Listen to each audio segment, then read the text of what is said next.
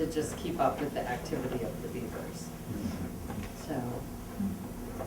Yeah, two questions. We were out in the forest last weekend, I think it was, and noticed that there was one trail that had yellow blazes on it.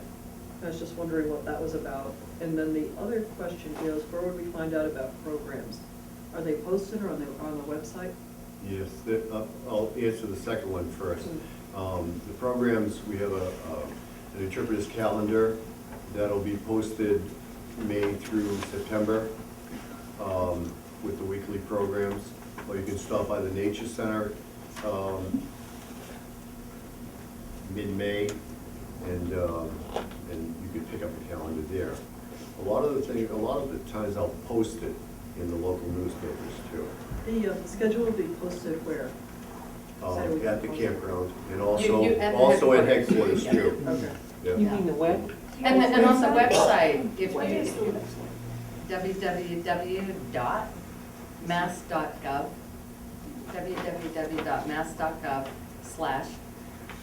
www.mass.gov/DCR. Your other question And is about the if trailblazers, Go around on that website. the you'll be able yellow to find it. diamonds, is that what you were referring I to? think they were yellow diamonds. Yeah, that's NEMBA, which is the New England Mountain Biking Okay. Association. They do a great job on trail maintenance and stuff over there. They're a great organization, and we welcome them, over at Harold Parker. They do a great job, and they've put those signs, those trailblazers there. Is for there that. a We're in the process of it's been mapped, and there's gonna be new maps printed with markings with the designated at all intersections. There'll be a number, it'll correspond with the number on the map. So you'll know, wherever you look at, what that number is, and you look at your map, and you're gonna know exactly where you are. If anyone is familiar with Bradley Palmer State Park in Ipsfield and Topsfield. I understand. And I have to do the slideshow. In Topsfield and Ipswich, they have numbers like on those Carsonite, you know what I mean? That they pound down into the ground, they're brown, they have a number on them. And when you open them up, they put them on the intersections of the trails. So if you're at 33 and you're not sure which way to go, just keep walking and then find the next number, and you'll be able to figure out, because the trails at Harold Park are very, very poorly marked. I'm sure you've been aware of that. I was wondering, I'm getting to be going towards being a senior citizen. I was Me too. wondering, yeah, the part of the forest where they have the hut top, where you travel down on a bike, Yeah. I was wondering if ever they would put like benches, when you get tired of walking, you could Me sit too, down that on a would be a bench. great, I often thought of that myself. Yeah, Join the Friends of Harold Parker Friends Yeah. group. yeah, because That when would I be get older, I excellent. want to be able to go there, I and agree. walk. Yeah, I love it. yeah. One of the programs I do on Tuesdays, I do a senior, what I call a senior stroll. Yeah, And some of the senior centers, the people come out and we walk. We do a different walk and stuff like I do on a Wednesday, but it's a shorter walk. But in any case, you would welcome those benches, because some that come are walkers, they're pushing a walker. yeah.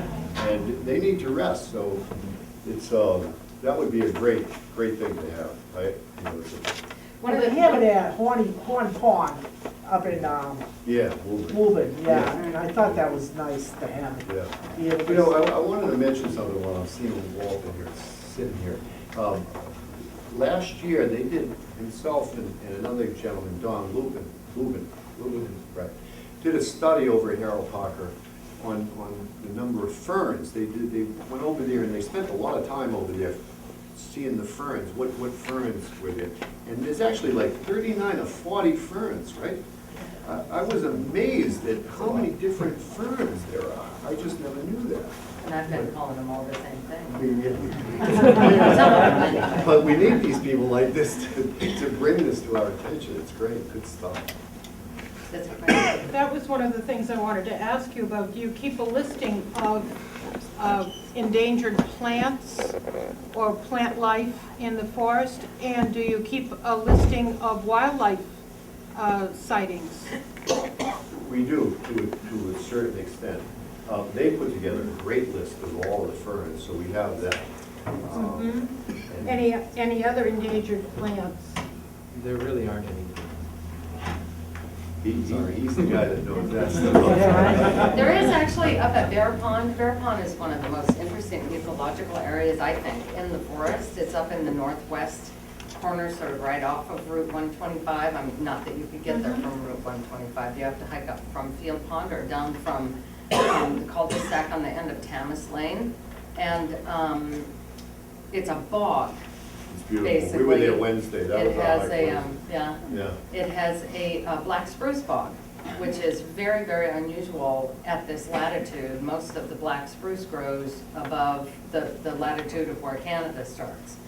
And as a result of having black spruce in there, which was a result of the glacial creation of all of New England, and obviously, you know, the topography of Harold Parker as well, dwarf mistletoe, which is considered an endangered species at this latitude, but not up north, does occur in Harold Parker.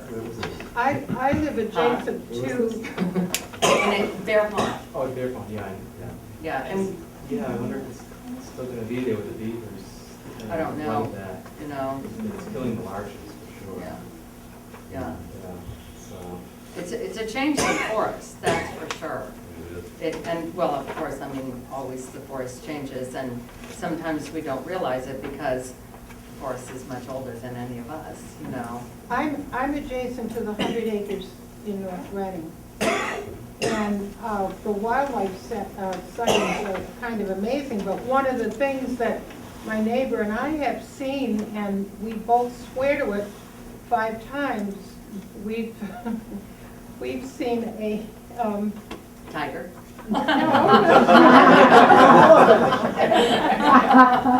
the Michigan, University of Michigan, Wolverine. Wolverine. We know, No. yeah, I know. We know beavers, and we've seen plenty of beavers, and we've seen otters. We know Wolverine, and we went to all the websites. We have seen the creature 5 times. Yeah. They're probably fish or cats. No, we've seen fisher cats. I know fisher cat, and I know its tail. I've seen them plenty of times. Take Not a a picture. fisher cat. Take a picture and put It's something got the next to it when you stubby take a tail. picture so we can do it side Yeah. there. No, we've Because, seen it. because Wolverines exist in the western United States. And northern. And northern. And northern. You know something? And It people is said, always a possibility. yeah, Wildlife is around us much, much more than we realize because they avoid us if they possibly can. Can you blame them? You know, as a species, people really don't do very well, you know, in, people said I This was world. nuts in the 60s when I had a bobcat in my yard a oh whole no, there are summer. bobcats A around. whole summer, until somebody ran over it and they had a picture submitted. It's funny, like nothing really would surprise me. I do believe that they are around and obviously those, you know, rare sightings do occur. Certainly rare bird visitations. You know, they were catching turbot up here from the Caribbean not too long ago. There are rare animal sightings, and it always is a possibility.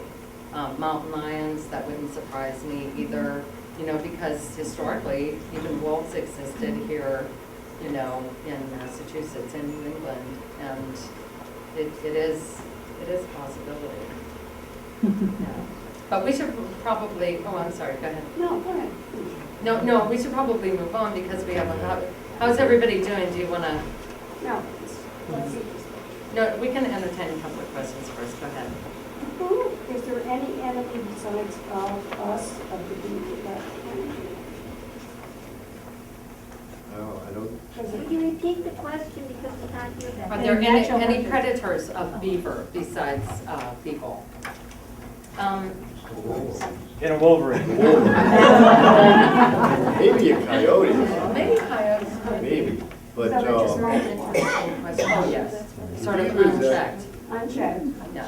And they can have as many as 3 to 6 kids in their litter, right? And then within just 16 months or something, they become sexually mature. And of course, what happens is the parents kick them out, Yeah.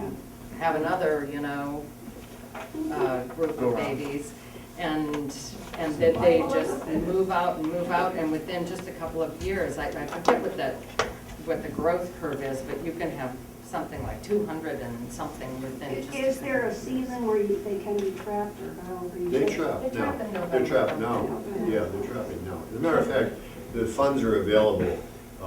We were just told, and they've been contacted to trap. I just wondered how it was handled. Yeah, I guess, Yeah. yeah. They probably need another, hat fashion. Yeah, yeah. The top hat. No, I'm just kidding. No, you're not. Go ahead. So here's another question. There are all sorts of wonderful nature preserves around here. There are the trustees of reservations ones, there's Avis, there's Harold Parker. Is there any sort of an integrated map that shows all of the hiking trails in all of these parks? Yeah, up at Moore Mountain, they have a guide for all of them. But is there It's a one that small book. is there one that shows them all on the same scale on a single block? Trails and Northeast Avis has a map.